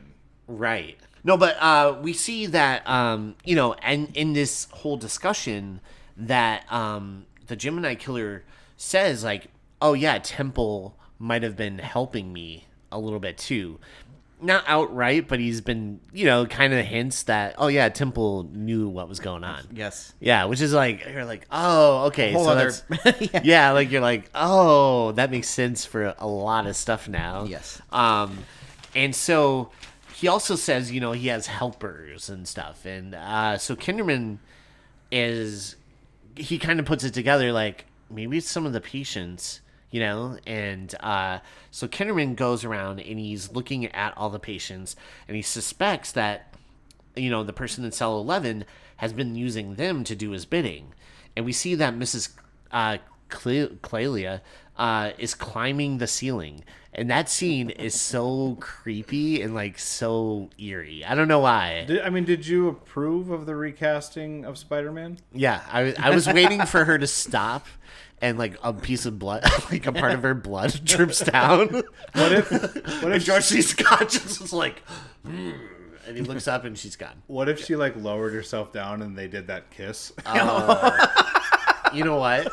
I'd be into it. Yeah, I'd be into that. Hey, don't make me look ugly. By the way, that one scene on the ceiling was better than the entire movie, Madam Web. But that's another. Oh, right, yeah. Exactly. Hey, Madam Web. Do you remember the character in it? They called him Ceiling Guy. Oh, they did. Yeah, that's right. There was a ceiling guy. That's a great reference. Wow, sweet reference, man. Who's that? Did you ever see that footage of when they were talking to Dakota Johnson about the Spider-Man movies, and they were asking her like she knew the names of them? It's better than the movie. It's so funny because she's just kind of like Spider-Man, here he comes. It's like this one. It was like the Spider-Man and the Goblet of Fire. It's like that's good. Have contempt for the whole thing. Yeah, that's really funny. Time. Yeah. That's like my favorite thing that came out of that film. That weird performance from the villain in it was like dubbed. Yeah, they like overdubbed him, and I am Ceiling Guy. Yeah, I'm Ceiling Guy. No, but he was like you overdubbed. You will never stop me. And there was a lot of weird cuts in that movie and stuff. I don't know. It's a strange movie. Yeah. But anyways, we see where Kinderman, he spots some blood coming out of the closet, and that's when he finds a dead nurse on the ground. And he like looks around and he assumes that one of the patients killed her and is now wearing the new nurse uniform and has escaped the hospital. And then we see, of course, the older patient who is in the nurse's outfit. And that's when Kinderman is kind of like putting together that the Gemini killer is going after his daughter, Julie, right? Because at one point, they think the nurse that goes into the kid's room, right, is going to kill the little kid. And then he sees, oh, it's Nurse Julie. The cold nurse, right? Yeah. He's like, get out of here, get out of here. What the fuck's your problem? You've been ruining my life ever since you came here. Don't you have somewhere to be? Don't you have a family? What about that fish that's in your tub? And he's like, oh my God, she's right. I gotta go kill that carp. But it's that's another scene that's really unsettling is when George C. Scott, and they've already teased that the daughter might bite it, Yeah. And he says it's rather late, and then they don't resolve it for us right away. He goes to sleep, and you're totally like, oh my God, Julie, Yeah. or whomever. But it's another just unsettling thing. They don't tie up that piece of business right away for you. Yeah, and then so he Did you ever watch any of the deleted footage? No, I have not. So there's this one scene where, because George C. Scott has been kind of like ignoring the family for the most part, right? Mm-hmm. Yeah. He's never home.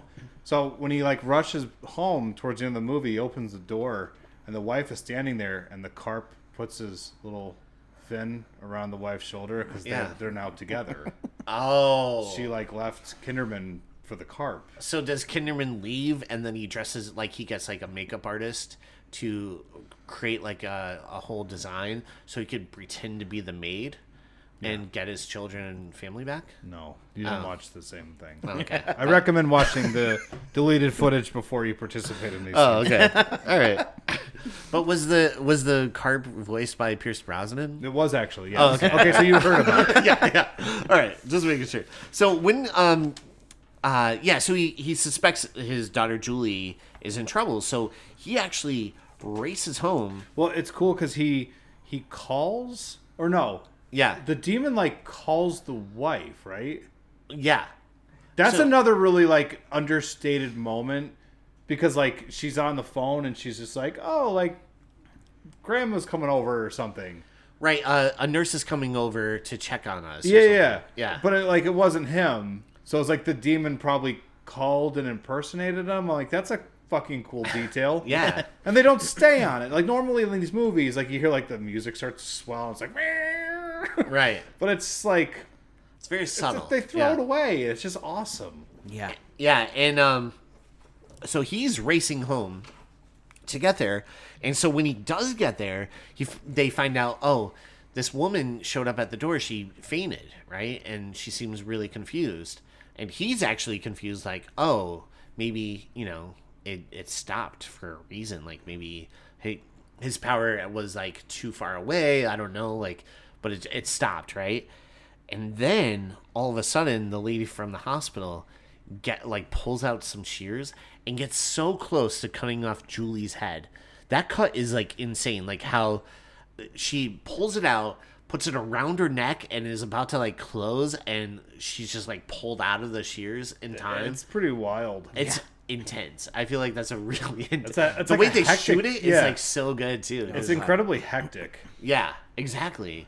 And that's when this nurse is like attacking him and the family and the one police officer that's with him. What did she say? She's like, "Can I go to bed yet?" or something like that. Yeah, can I go to bed now? That's like every so often, like the real people come through, and it's kind of sad because like the demon, I guess, just like possesses the elderly because they're like easy to prey on. Yeah, that's sad. Yeah.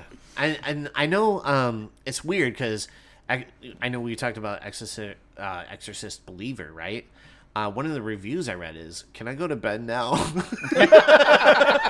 No, that was actually the name of the film, The Exorcist. Can I go to bed now? So we see where she just suddenly stops, right? She stops attacking them, and the reason is we cut to the hospital, and Father Morning is paying a visit. And a very, like, action-looking shot, Yeah. Like he's like a superhero. Dude. He kind of comes, like, walking in. Like, there should be some, like, heavy metal playing behind him. Yeah. It's like Down with the final sickness. countdown. Yeah. Down with the sickness. Bird's dead and it's overcast. Get my exorcism bag. I picked a bad week to give up exorcisms. Exactly. Oh my god. So then we see, he walks into cell 11 and he begins to do the exorcism from the Roman ritual, and that's when things get a little sticky for him because he flies up to the ceiling, like the demon like throws him towards the ceiling, and we see like his face and skin is like sticking to the ceiling. That's awesome. And it looks so cool because he like rips his face away. Yeah. And it just looks like, a 6th grade biology book kind of thing going on. And then we cut to Kinderman, who then gets to the hospital, and he runs into cell 11 and pulls out a gun to shoot the demon. But, and he sees, like, Father Morning, who looks kind of dead, right?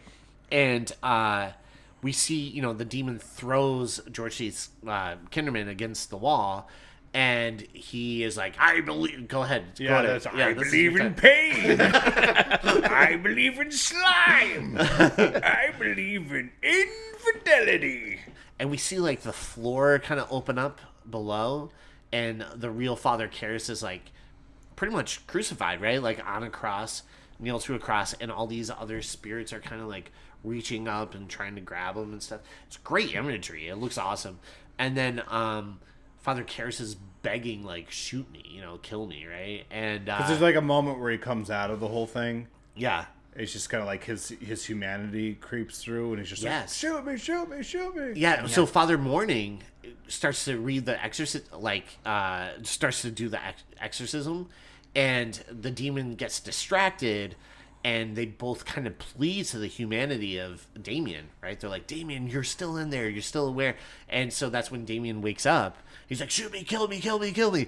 And that's when, Kinderman, I think he shoots him like 4 or 5 times, right? Yeah. Yeah. I'm like, that's like a whole clip. Like, that's crazy. Yeah.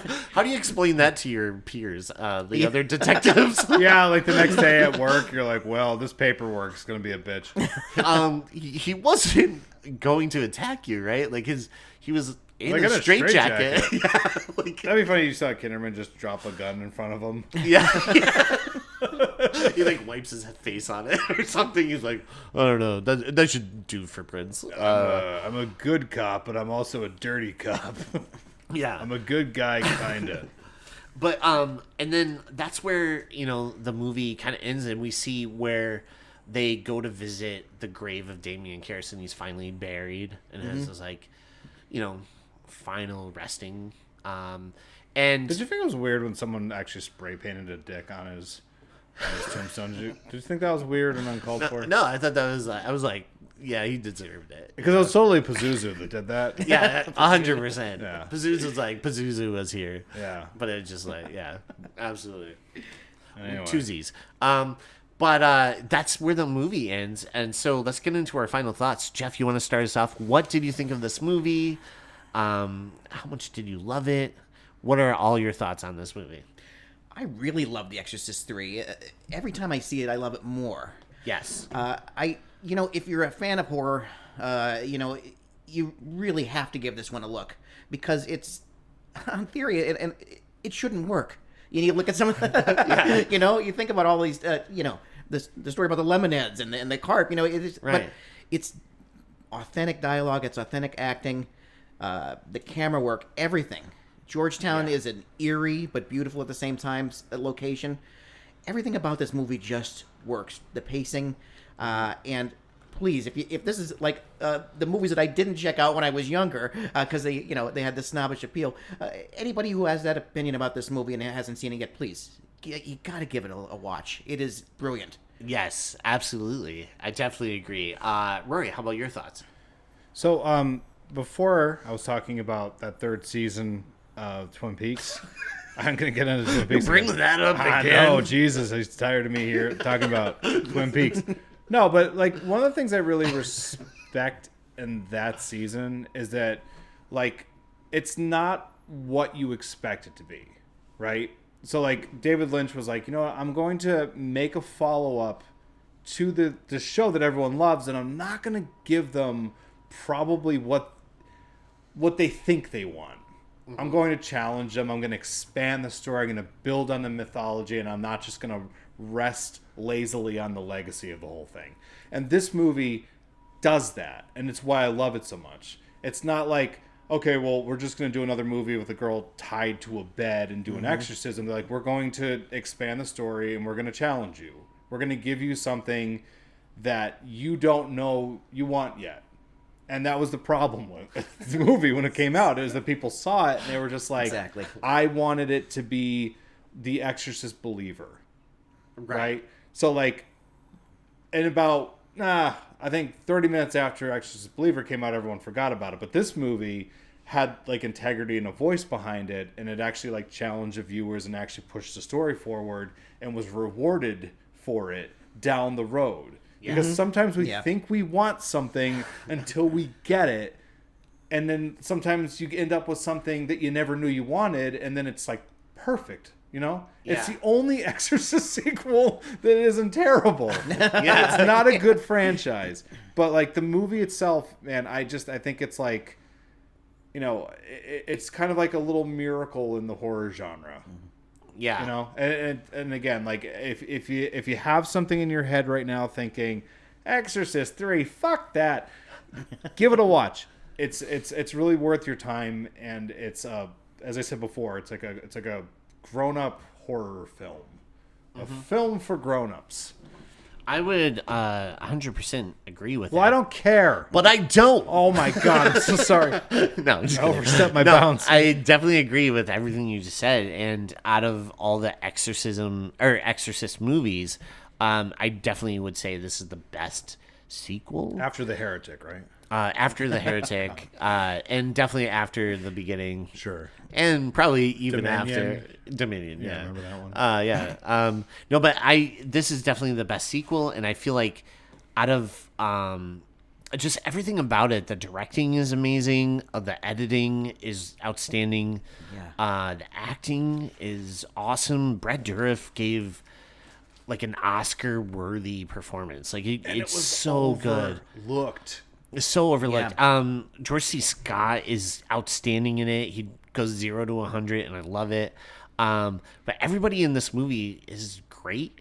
Even like, I know it's very, very small, but Father Dyer is just so fun. Like I don't know why. I wish he was in it more, but I understand. You know what I mean? Like he was so good. Like you just love his character. But Did you know. like the adulterous carp? Yes, the carp was great, and I love the whole dialogue. And it mentions my favorite movie of all time, It's a Wonderful Life. Yeah, we're big fans of that on the freakquels. It's my favorite movie. We're like diehard horror fans who love It's a Wonderful Life. In the worst way. Jimmy Stewart in general, but we're not here to talk about that. Yeah, but overall, love this movie. I highly recommend it. I think it's like you said, a horror movie for adults. It's a slow burn, but that is worth it. Every moment is worth it. I'll just say that. Just wait till you get to Brad Dourif. Yes, yeah. It's just one of the best performances. Maybe one of the top best performances in any horror film ever. Yeah. Go ahead, challenge it. No, I would say like Billy Bibbit and this are his top two, right? Like, oh, fuck you. What? Chucky? You don't think? Oh, I mean Chucky too, but no, but I mean acting, like actually like fully, into it. And I think this is right up there with Billy Bibbit. I agree. Yeah. Yeah. I don't know. He's a wonderful actor. Yeah. You know what's weird? Like a side thing with him, people have like a lot of different opinions on those Rob Zombie Halloween movies. Yeah. But like you never hear anyone complain about him in it. Brackett. There's a moment in this. You know what sucks about the new Halloween movie? Fucking Brad Dourif. No, like that scene in the second one when he comes home and he finds Annie dead. Yeah. Is like you'd swear he just found his own daughter dead. Like he walked in so on. Good, yeah. Yeah. But like, yeah, he's a rock star. Yeah, absolutely. So you like the movie then? You know what? It's okay. I think we can all agree that the movie wasn't that great. Yeah, on a scale of 1 to 10, 10 being the greatest, it's a 10. Scale out of 1 to 10. One day it'll get on the scale. Right. Yeah. One day it'll get on there. Yeah. It's not quite on there yet. But all right, let's go into our emojis. Let's hear those bomb-ass emojis. All right, Rory, do you want to start us off? I sure do. Like most weeks, I don't put a lot of thought into this. I got a bird Uh-huh. because I thought the bird did a good job acting dead. Yeah. We got some dogs. I got 2 dogs for the Scottish Terriers. Perfect. That carp. I got a little fish Oh, that's what I have too. emoji. Yeah. And I got a heart because I love this movie. And I got an angel for Fabio. And then I'm gonna put a bird and then a versus and then Fabio. Oh, okay. Yeah. I like it. That's my future sequel for The Exorcist. I Bird love it. versus Fabio. I love it. How about you, Jeff? Well, I got to put a lemon for the lemon head scene. Yes, absolutely. Also a rowboat because the first it thing starts off. you Yeah. see is the Tombs, which is the bar from St. Elmo's Fire. And then they later have dinner there. A very awkward dinner, but so I'll put a rowboat there. Yeah. And then I don't know that. Rory pretty much summed it up very well. But something for George Scott. We'll put a rocks glass because that guy was Definitely. Enjoyed the sauce. yeah. Yeah. Yep. Likes to wet that whistle, baby. Oh, yeah, I just have a fish, some scissors, and a bird. Because I feel like this movie is great. In a nutshell. Yeah. That's the movie. Yeah. All right. Now let's get into some plugs. It's time for a plug.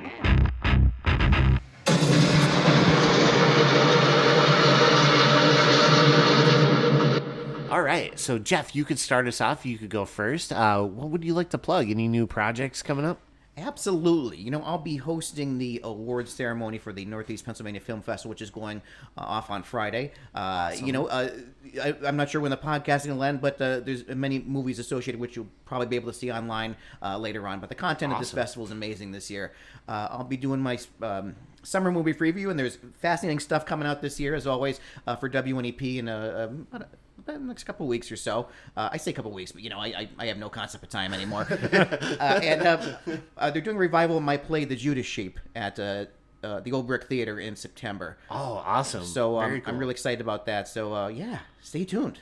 Oh, dude, I cannot wait. Thank Yeah, you. I'm super pumped. Any films that you've watched yet, or have you not seen any of the festival films? Oh yes, there's and the content's all out there. Some amazing stuff. I'm afraid I know who the winners are, and I don't want to give it away by Oh, accident. right. Yeah. So Okay. I'm- Yeah. But yeah, But if you were to give it away, who would it be? right, exactly. And a lot of more shorts this year. Every year there's more, but it's great. I mean, the content is just great. Yeah. So, and a lot of, I don't like to call filmmakers local, Right. because your product is international really now Yeah. these days. But homegrown, we'll say, a lot of homegrown projects, which I really love to Good. see. Yeah, that's Yeah. awesome. Any of the movies have any cats in them? No, No? Okay, well, that's weird. Rory's I'm out. carps, Hard cut. yes, but yeah. Okay, Rory, how about you? What would you like to plug, buddy? I'd like to plug Raven View Productions. It is a film production company that I get to build on with this feller over here, Mr. EJ Leeson. Hey. And I got some fun stuff coming up. Got this pretty awesome effing script that I just finished. And I'm actually pretty deep into something else too right now, which is Hell kind of yeah. wild. I feel like since I've been working on this one for so long, that I had all this stuff building up in my head, and then I was just kind of like, oh god, it's really cool. They got That's some, what Jeff said before. yeah. It's cool when that happens. Yeah. Fourth cut review, Mr. Yes. Content himself, Sherskin40. Cherskin 40. He's making videos. He's doing stuff. You can check him out on YouTube, Facebook, wherever you go and watch things.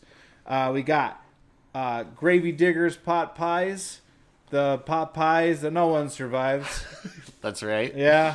It has a body count. Yeah, if you want to do a proper exorcism, feed the person a gravy digger's pot pie, and that Pazuzu will fly out of there. We got Schwartz Dreamboat, our local comedian, international comedian. Schwartz is definitely international. Yeah. He's I am such a fan of his comedy, and he every single day leaves me messages that take me out of the horrible mood that I'm in. The other day, he posted a video and made me laugh so hard. He found like a little voice changer thing. He's like, "Oh, I could finally do those ASMR videos." Yeah, and it's it's gold. Real Chronicles, friend of the show. He is Legion. Dave Gonzalez, you could find him at the Cinematic Reel. You can check out all of his awesome reviews on RottenTomatoes.com. Real Chronicles is his podcast. I pop on there sometimes and bring the quality of the show way down, as far down as it can get. I'm real low brow and I don't bring insight. That's why they bring me on, to make themselves feel better. The last thing I'd like to talk about is the most important thing I'm going to talk about, which is Kitties of NEPA Pet Rescue. It's my favorite group in the world because they do the Lord's work. They save cats. You know, I was talking about the movie that I saw last week, that the Penguin Lessons. Yes. And I'm still psychologically scarred by the visual of those birds stuck in those cages, those penguins. And I know that I've seen way too many cats stuck in cages, and they don't look like they're getting homes anytime soon, and it makes me feel really, really bad. So you can actually adopt a cat from Kitties of NEPA Pet Rescue. They go in, this group, and they save cats. They rehabilitate them, and as I've said before, they get them into college, which is great because now they're becoming productive members of society and making the world a better place in the way that only cats can do. If you don't want to adopt a cat because you're an asshole or something, you can also donate blankets, food, whatever, kind words. But look them up. If you need to find a quick link to them, it's on our website, FREAKQUELSpodcast.com. And you can see a lot of our friends of the show on there, and you can get quick links to their great products, information, whatever they got going on. Yeah, DJ, take it away. All right. It's mostly music stuff, but our friend of the show, new metal messiah, Jon Snow. Metal Messiah, Jon Snow. Check out Eastern Tribute Collective. He believes in injustice and infidelity. and infidelity with those thighs. Oh, yeah. Go to Eastern Tribute Collective, etc.com, and you can see all upcoming shows. They have an upcoming show at the V-Spot, and they're playing with another friend of the show, Variant Season. Will Perna's in that. They freaking rock. So that is a show that you must hit up because you got to see that Jon Snow live, man. He is great. Get pernified. And get pernified, too. Also, check out Adam Farley's music. You can find it on Spotify, iTunes, or wherever you listen to music. Stud of the show. Super stud. Yeah. But he has upcoming shows, and you can find that on themdgcrew.com. And he has some shows coming up in the summer, which is going to be awesome. Also, make sure to check out Chris Alou. He has an EP called Songs from the Hallway. And it sounds kind of like a Billy Joel kind of vibe, I would say. It's really good. It's 6 tracks and all great songs. I don't know. Also, check out FREAKQUELSpodcast.com for any pictures, updates, if you want merchandise, whatever. You could go to We got Podcast. shirts. We have shirts now. We got shirts, other hoodies. stuff. We got coffee cups. We got pint glasses if you're an alcoholic. Yes. You can also Way get, to push that. I know. I'm pushing my alcoholism on other people. Which is funny. I make a lot of jokes about drinking, and I haven't drank in a very long time. It's been a very long time. It's a funny bit, though. Anyway. Yeah. But you can also get caught up on the show Yes. on our website. Yes. Every time we update, or every time an episode drops, it ends up on the website. Yeah, guys, if you want, just check out FREAKQUELSpodcast.com. It's awesome. You'll find all upcoming news there and anything you want, and we got it. It's on there.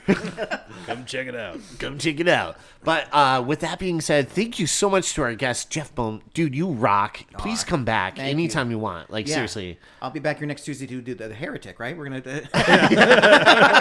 Actually, we're actually going to jump right into the Heretic now. Yeah. Thank you guys. What you do is awesome. This is a wonderful time. Thank you. Oh, dude, it was so great to have you on, and it's always great when we have like diehard horror fan on. Yeah, man. And so, yeah, you just know your stuff, and it's great to hear you just spill it out. You know what I mean? Oh yeah, I'll do it anytime, anywhere. I love it. Yeah.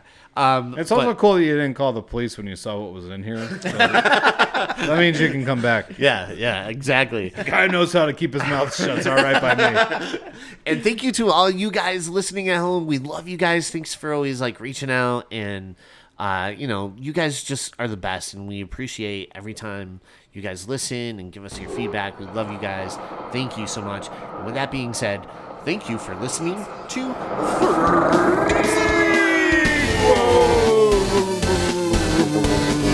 I believe in pain. I believe in infidelity. I believe in slime.